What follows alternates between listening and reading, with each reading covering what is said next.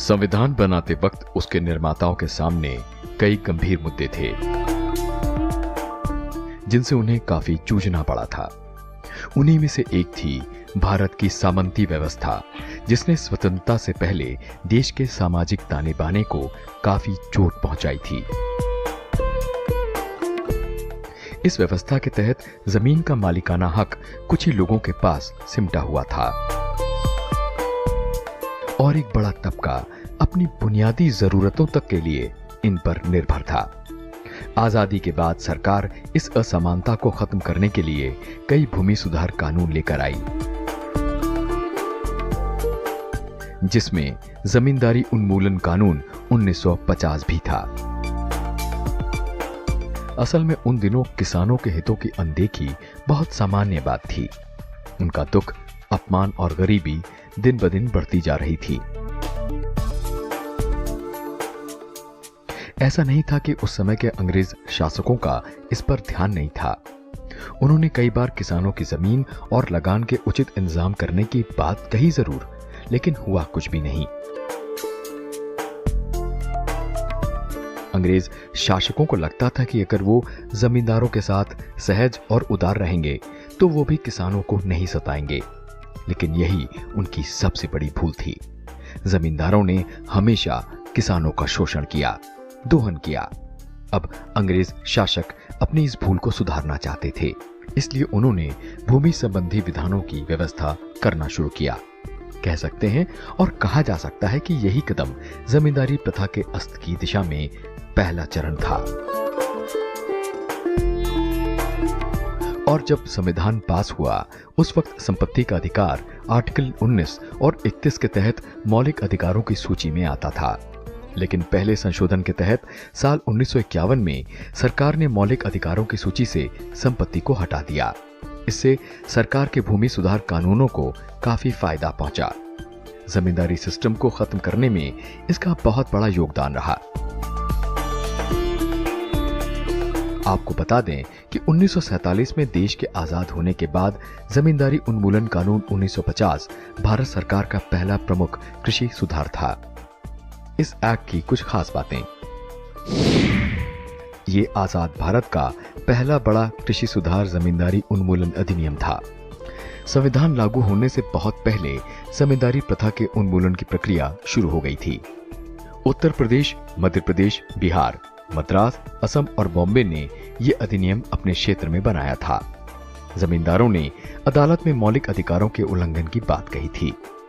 इस अधिनियम का मुख्य उद्देश्य अनुच्छेद 19 में संशोधन, उन्मूलन कानूनों की संवैधानिक वैधता को सुरक्षित करना था।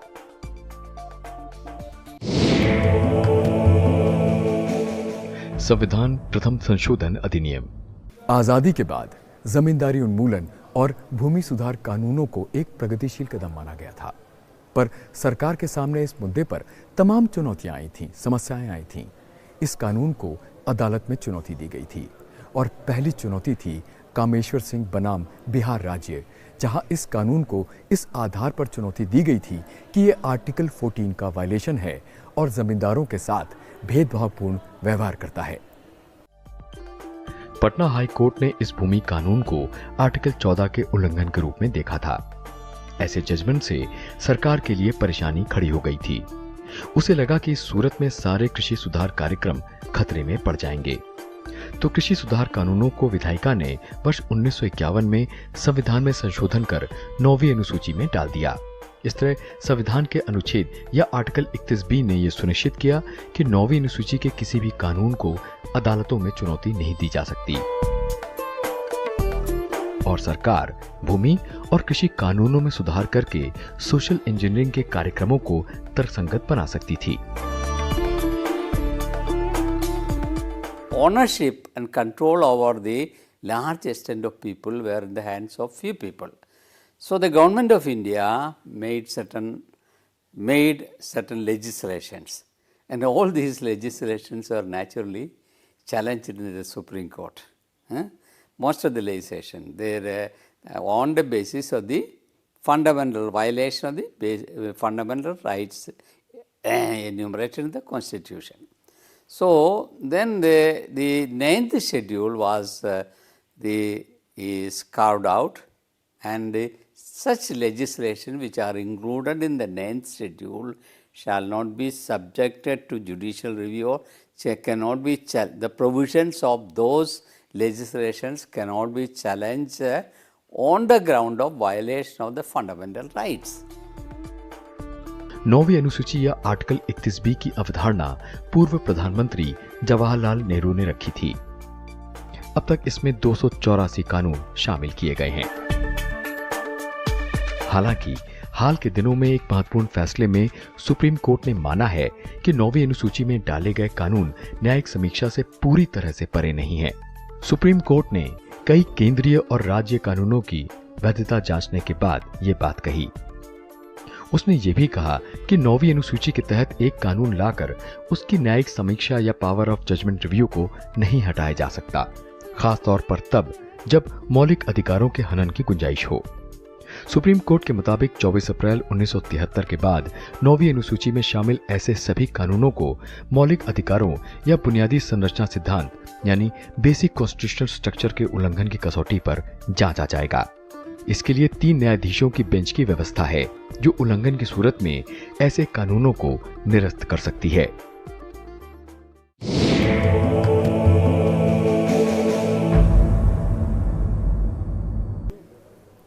भारत की पूरी चुनावी प्रणाली आर्टिकल 324 से लेकर 329 के बीच के प्रावधानों पर खड़ी है और संसद ने इन शक्तियों का इस्तेमाल करके रिप्रेजेंटेशन ऑफ पीपल्स एक्ट 1950 और 1951 तथा परिसीमन आयोग अधिनियम 1952 जैसे कानून बनाए।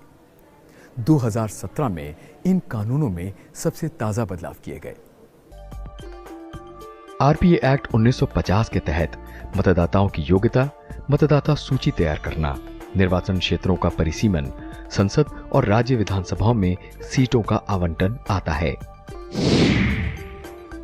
आरपीए एक्ट 1951 में 2017 में कई संशोधन किए गए। कुछ प्रावधानों को जेंडर न्यूट्रल बनाया गया। विदेश में रह रहे मतदाताओं को प्रॉक्सी के माध्यम से वोटिंग राइट्स भी दिए गए। इस एक्ट के तहत चुनाव कराना, चुनाव कराने के लिए प्रशासनिक मशीनरी की व्यवस्था करना, चुनाव अपराध रोकना, चुनावी विवाद देखना, उपचुनाव कराना, राजनीतिक दलों का पंजीकरण कराना इस एक्ट के तहत ही आता है। कह सकते हैं कि यह अधिनियम भारतीय लोकतंत्र के सुचारू संचालन की रीढ़ है। The essential element of voting is that the person who casts vote should express his desire voluntarily, free from any influence, exercise his vote and choose his own representative. But that is to what extent this could be done. I don't know what is the procedure they have laid down for this proxy voting, but I have got a serious reservation about it. नागरिक अधिकार संरक्षण अधिनियम 1955। भारत में सभी नागरिकों को समान अधिकार प्राप्त है। हम सभी को खुली आबोहवा में सांस लेने का अधिकार है और ये अधिकार हमें देता है हमारा संविधान। पर एक ऐसा दौर था जब इसे कानूनी जामा पहनाना था, अमल में लाना था। इसलिए नागरिक संरक्षण अधिकार अधिनियम लाया गया।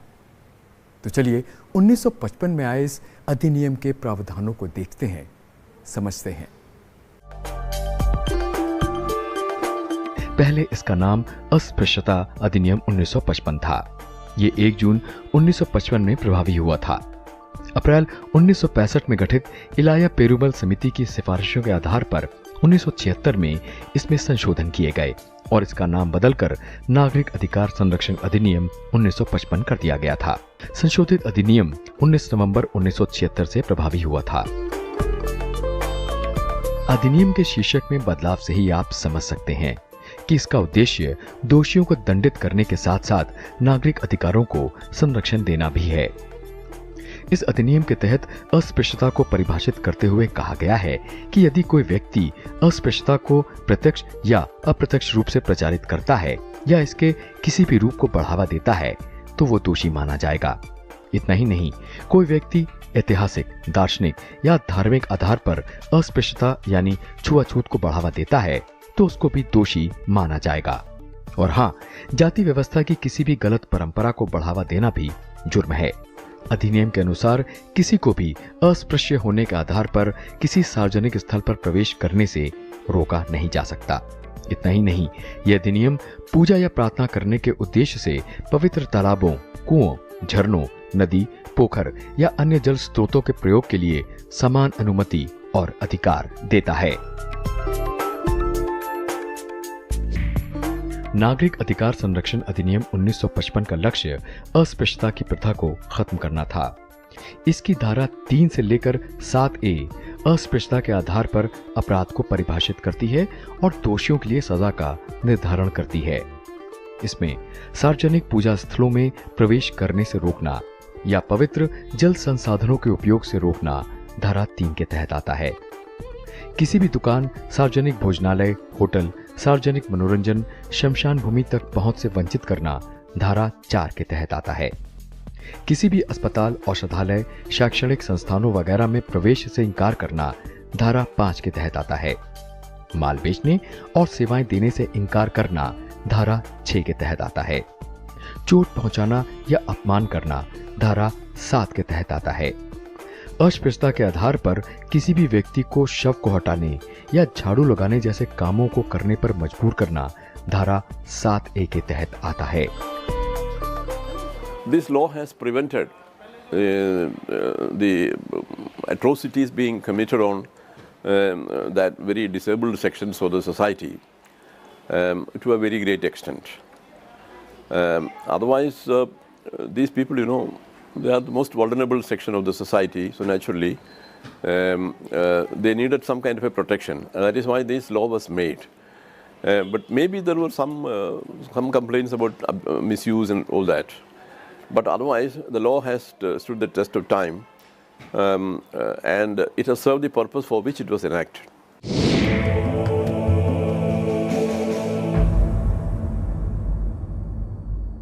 और अब बात स्टेट रीऑर्गेनाइजेशन एक्ट 1956 की। आपकी जानकारी के लिए ब्रिटिश हुकूमत से पहले भारत में करीब 21 प्रांत हुआ करते थे, पर भारतीय परंपराओं से अनजान ब्रिटिश हुकूमत ने इन प्रांतों को एक अलग तरीके से बांट दिया, जिससे इनकी भाषाई पहचान छिन्न भिन्न हो गई, जिससे बहुत रोष पनपा। फिर 1920 में जब महात्मा गांधी ने आज़ादी के आंदोलन की अगुवाई की, तो ये भाषाई अस्मिताओं की बातें और मुद्दे एक बार फिर से परवान चढ़े। बात 1928 की है, जब मोतीलाल नेहरू की अध्यक्षता में एक समिति बनी थी। इस समिति ने भाषा, जनभावना, जनसंख्या, भौगोलिक और वित्तीय स्थिति को राज्यों के गठन का आधार माना था।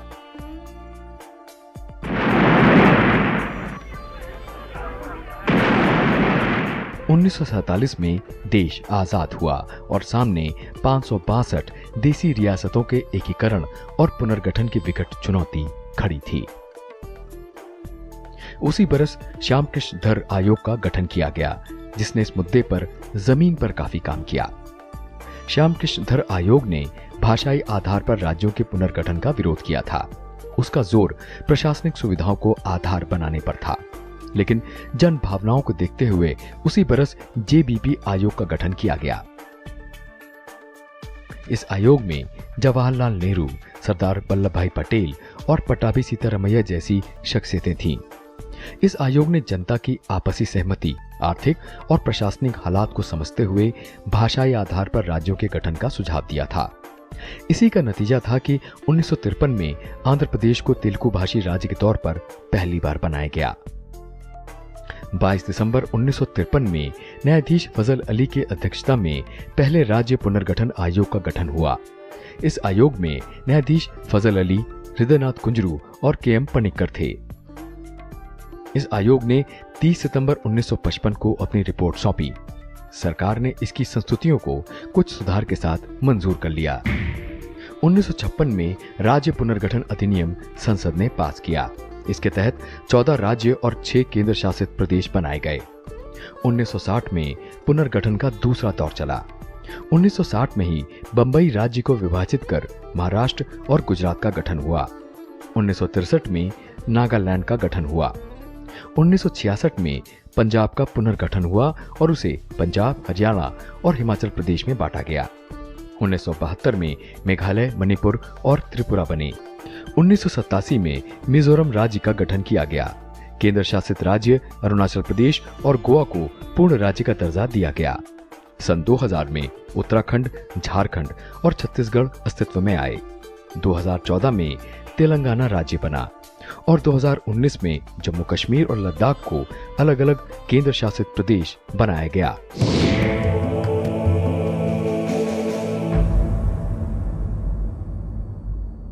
दुनिया में तमाम ऐसे धर्म हैं जहां शादी या विवाह को कॉन्ट्रैक्ट माना गया है। सनातन में ऐसा नहीं है। सनातन में शादी या विवाह 16 मूल परंपराओं में से एक है, जहां पति और पत्नी का रिश्ता समाज का आधार होता है। पर कई बार इन रिश्तों में भी दहेज, हत्या जैसी कुरीतियां आ जाती हैं। इनके खिलाफ कड़े कानून बनाए गए। दहेज निषेध अधिनियम 1961 ऐसा ही एक कानून है। आइए इसके प्रावधानों को देखते हैं। संविधान हर नागरिक के हित का हामी है। किसी के साथ अन्याय ना हो, इस पर खास बल दिया जाता है। इसी विचार से जन्मा है साल 1961 में आया दहेज निषेध अधिनियम। अधिनियम की बारीकियों को समझें, उससे पहले दहेज की परिभाषा को जानते हैं। ये परिभाषा कहती है कि कोई भी ऐसी संपत्ति या मूल्यवान वस्तु जो शादी के समय दी जाती है, उसको दहेज कहते हैं। कानूनन दहेज देने और लेने वाले दोनों ही दोषी हैं और दोषी पाए जाने पर कारावास और जुर्माना दोनों का प्रावधान है। देखते हैं इस अधिनियम की कुछ मुख्य धाराओं को। धारा 2 के अनुसार दहेज का मतलब है कोई भी मूल्यवान संपत्ति प्रत्यक्ष या अप्रत्यक्ष रूप से देना। धारा 3 के अनुसार दहेज लेने या देने का अपराध करने वाले को कम से कम 5 बरस के कारावास के साथ में कम से कम 15,000 रुपए या उतनी राशि जितनी कीमत उपहार की हो, इनमें से जो भी ज्यादा हो।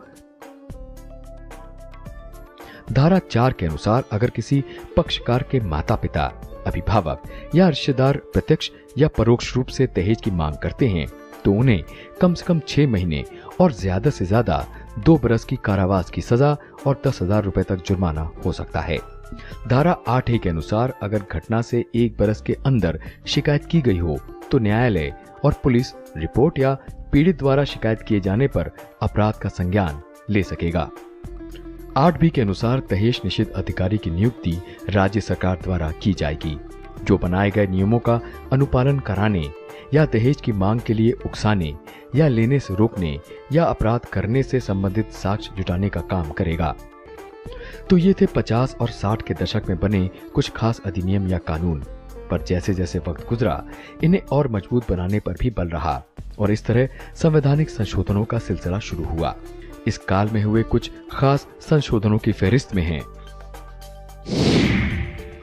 संविधान प्रथम संशोधन अधिनियम 1951। अभिव्यक्ति के मूल अधिकारों पर उचित प्रतिबंध की व्यवस्था की गई। संविधान में 9वीं अनुसूची को जोड़ा गया। संविधान द्वितीय संशोधन अधिनियम 1952। 1951 की जनगणना के आधार पर लोकसभा में प्रतिनिधित्व को पुनर्व्यवस्थित या रीऑर्गेनाइज किया गया। संविधान तृतीय अधिनियम 1954। 7वीं अनुसूची को समवर्ती सूची की 33वीं एंट्री की जगह पर खाद्यान्न, पशुओं के लिए चारा, कच्चा कपास और जूट को रखा गया। संविधान चौथा संशोधन अधिनियम 1955। व्यक्तिगत संपत्ति को लोकहित में राज्य द्वारा लिए जाने की स्थिति में न्यायपालिका की समीक्षा से बाहर रखा गया। संविधान पांचवां संशोधन अधिनियम 1955। आर्टिकल 3 में संशोधन कर राष्ट्रपति को शक्ति दी गई, जिससे वो राज्यों के क्षेत्र सीमाओं पर प्रस्तावित केंद्रीय विधियों के बारे में अपने विचार देने और समय सीमा निर्धारित कर सकें। संविधान छठा संशोधन अधिनियम 1956। 7वीं अनुसूची की संसूची में बदलाव कर अंतर्राज्यीय बिक्री कर के तहत कुछ वस्तुओं पर केंद्र को कर लगाने का अधिकार दिया गया। संविधान 13वां संशोधन अधिनियम 1962। नागालैंड को विशेष प्रावधान के तहत राज्य का दर्जा दिया गया। संविधान 20वां संशोधन अधिनियम 1966। अनियमितता के आधार पर नियुक्त कुछ जिला न्यायाधीशों की नियुक्ति को वैधता प्रदान की गई। संविधान 21वां संशोधन अधिनियम 1967 सिंधी भाषा को संविधान की 8वीं अनुसूची के तहत 15वीं भाषा के रूप में शामिल किया गया। संविधान 22वां संशोधन अधिनियम 1969 असम से अलग कर मेघालय को नया राज्य बनाया गया। इसके अलावा 1959 में the parliament prevention of disqualification act भी लाया गया था, जिसका मकसद जनप्रतिनिधियों को लाभ का पद या ऑफिस ऑफ प्रॉफिट लेने से रोकना था। आपको बता दें कि कई देश विधायिका के सदस्यों को कार्यपालिका के तहत लाभ का पद स्वीकार करने से रोकते हैं, जिससे विधायिका को स्वतंत्र और संरक्षित रखा जा सके।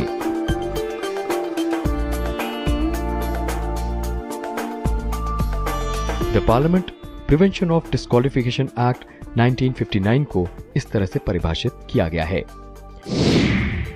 An act to declare that certain offices of profit under the government shall not disqualify the holders thereof for being chosen as